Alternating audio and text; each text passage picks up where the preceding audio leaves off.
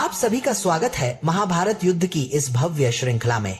पहले हमने एक संक्षिप्त परिचयात्मक एपिसोड अपलोड किया था जिसमें युद्ध की झलक और पहले 2 दिनों का सार था। लेकिन आज से हम महाभारत के इस महान संग्राम को एक एक दिन की गाथा के रूप में प्रस्तुत करेंगे।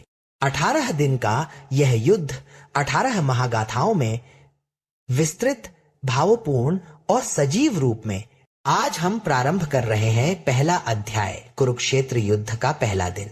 यही वह दिन था जिसने संपूर्ण मानवता की दिशा और दशा बदल दी।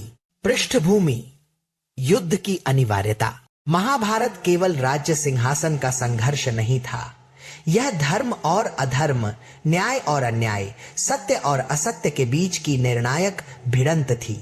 हस्तिनापुर का राज्य सिंहासन दोनों पक्षों का अधिकार था।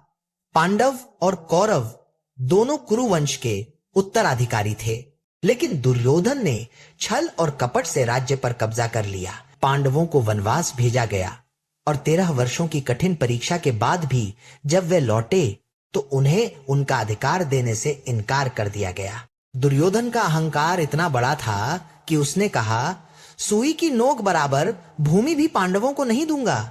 जब संवाद और शांति के सारे प्रयास विफल हो गए तब युद्ध ही अंतिम उपाय रह गया और इस युद्ध भूमि के लिए चुनी गई कुरुक्षेत्र की भूमि, इसे धर्म क्षेत्र कहा जाता था क्योंकि यहाँ सदैव धर्म और सत्य की विजय मानी जाती थी। लेकिन अब यही भूमि इतिहास के सबसे भीषण युद्ध की साक्षी बनने जा रही थी। सेनाओं का विवरण, भीषण तैयारी। कुरुक्षेत्र की भूमि पर दोनों पक्षों ने अपनी अपनी सेनाएं सजाईं। कौरवों के पक्ष में थे 11 अक्षौहिणी सेना, जिनमें लाखों योद्धा, हजारों हाथी, रथ और घोड़े थे। उनके सेनापति बने भीष्म पितामह। पांडवों के पक्ष में थीं 7 अक्षौहिणी सेनाएं, संख्या में कम अवश्य थीं, लेकिन साहस और नीति में किसी से पीछे नहीं।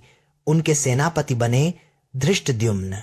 पांडवों के साथ थे वीर अर्जुन, बलशाली भीम, धर्मराज युधिष्ठिर, नकुल, सहदेव, सात्यकी, घटोत्कच और स्वयं श्री कृष्ण सारथी के रूप में।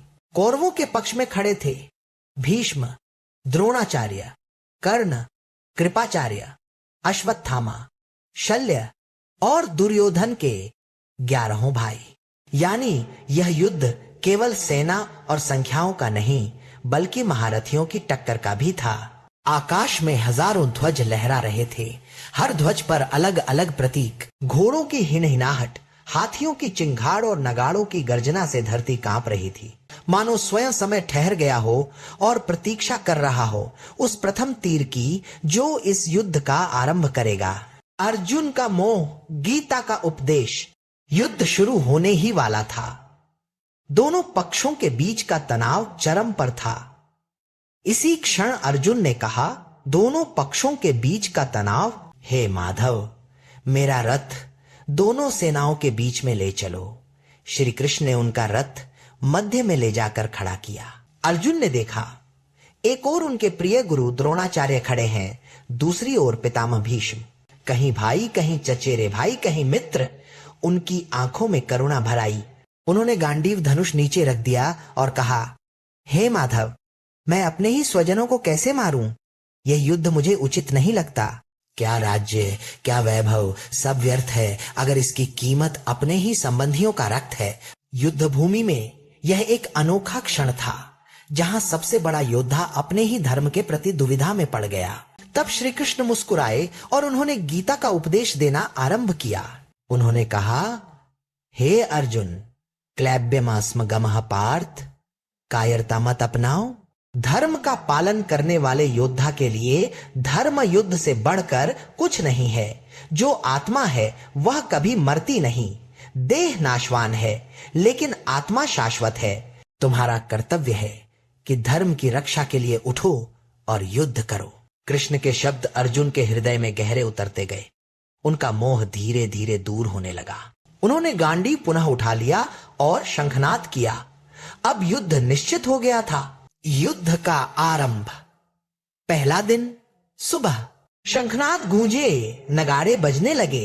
कौरव सेना के अग्रभाग से भीष्म पितामह ने प्रचंड गर्जना की ओर आगे बढ़े।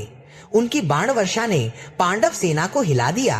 कौरव सैनिक उत्साहित होकर आगे बढ़ने लगे। पांडवों की ओर से भीम ने हुंकार भरी और अपने रथ को लेकर आक्रमण कर दिया।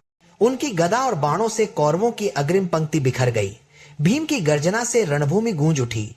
अर्जुन ने भी गांडीव से ऐसे तीर छोड़े कि कौरवों की पंक्तियां थरथरा उठी। सुबह का समय, दोनों ओर से प्रचंड आक्रमण, लेकिन भीष्म का साहस और अनुभव कौरवों को आगे बढ़ा रहा था।